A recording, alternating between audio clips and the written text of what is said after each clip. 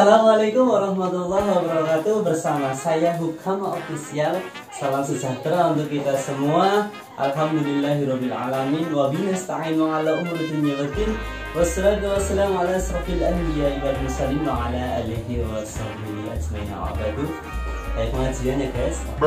Ya. Nah, sekarang bersama Hukama Official kita akan membahas beberapa materi-materi yang tentunya sangat menarik untuk dibahas. Apa itu?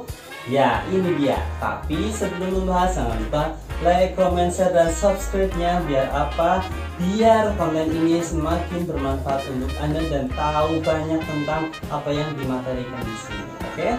Siap. Oke. Jadi yang dibahas pada konten kali ini adalah tentang kriteria warga miskin untuk menerima bantuan. Bantuannya bisa PKH, bisa PPNT, bisa KIS, bisa KIP, dan lain sebagainya. Oke, nah Kemensos sudah memberikan beberapa dasar hukumnya, yaitu kita cek ya di bukunya. Nah, berdasarkan keputusan Menteri Sosial Republik Indonesia tahun 2013 ini, yaitu nomor 146/HUK/2013 tentang penetapan kriteria dan pendataan fakir miskin dan orang tidak mampu, terdiri atas 14 kriteria kemiskinan. Nah, 14 kriteria kemiskinan menurut Kemensos Republik Indonesia yaitu 1. Apa ya? Oke, yang pertama adalah luas lantai bangunan tempat tinggal kurang dari 8 meter persegi per orang. Nah, bayangkan ya, per orang itu hanya 8 meter persegi. Berarti kecil ya. Itu yang pertama. Dan yang kedua, nomor 2 yaitu jenis lantai tempat tinggal terbuat dari tanah, dari bambu, atau dari kayu murahan. Nah, kalau sekarang kayaknya sudah jarang untuk menemui itu. Rata-rata ya sudah berubin. Bukan beruban ya, ubin, terus marmer dan sebagainya. Itu nomor 2. Yang nomor 3 yaitu jenis dinding tempat tinggal itu dari bambu, rumbia, kayu berkualitas rendah, tembok tanpa diplaster. Nah, kalau misalkan sudah ada batu batanya tapi belum diplaster, itu masih layak untuk menerima bantuan. Jadi boleh itu ya. Terus tabag, kalau bahasa orang Jawa itu tabag ya, kalau yang pakai bambu itu. Nah, itu ya masih menerima. Nah, berikutnya yaitu nomor 4. 4 betul ya? Oh iya, 4 betul. Nomor 4 adalah tidak memiliki fasilitas buang air besar atau bersama-sama dengan rumah tangga lain. Jadi masih nunut ke tetangganya untuk buang air besar.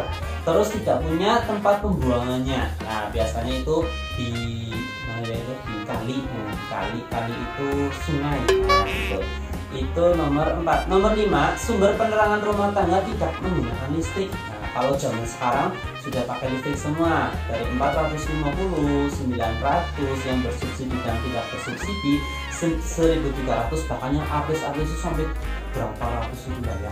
Nah, itu sumber biasa. Nah, sekarang itu ada program pemerintah untuk gratis di 3 bulan ini ya, April, Mei, Juni, untuk gratis listriknya.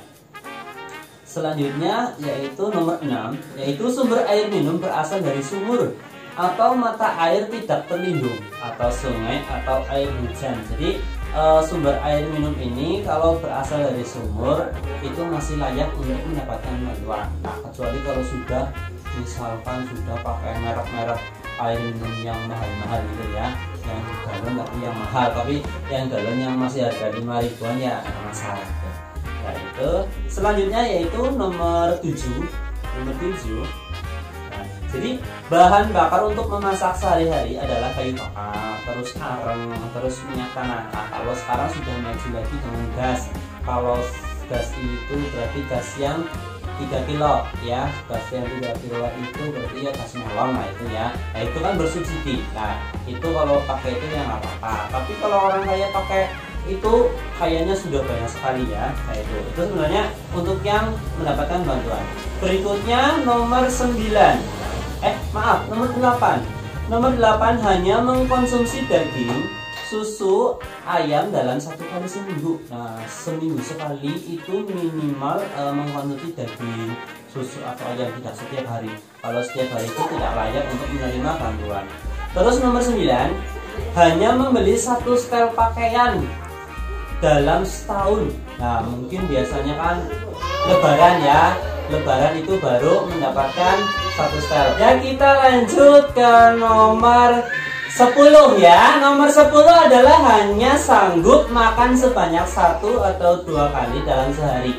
Jadi sejam sekali makan, itu sudah tidak layak untuk menerima bantuan. Berikutnya yaitu nomor 11.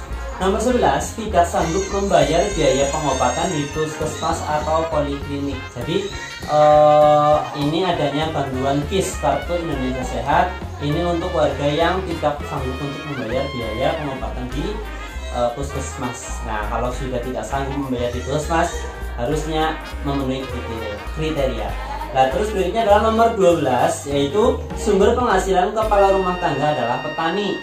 Nah, tapi petani yang bagaimana? Yang dengan luas lahan 500 meter persegi, atau buruh tani yang garap sawah ya, lalu nelayan, terus buruh bangunan, buruh perkebunan, dan atau pekerjaan lainnya dengan pendapatan di bawah 600.000 per bulan.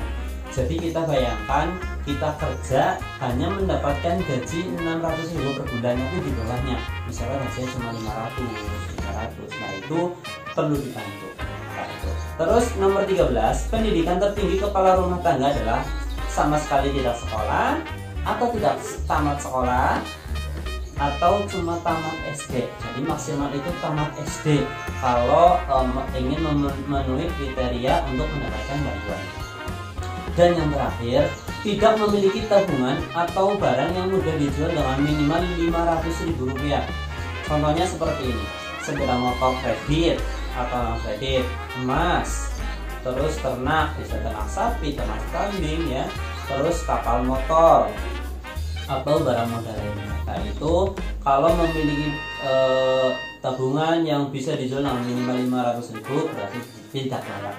Itu dari tahun 2013 kriteria kemiskinan untuk mendapatkan bantuan sosial seperti PKH, PPNT itu seperti itu. Dari 14 itu minimal 9 harus mencakup itu. Nah, kira-kira teman-teman semuanya sudah termasuk itu atau belum? Kalau belum, berarti harusnya tidak layak untuk menerima bantuan sosial seperti PKH, PPNT, sembako, BLT dan sebagainya. Nah, itu.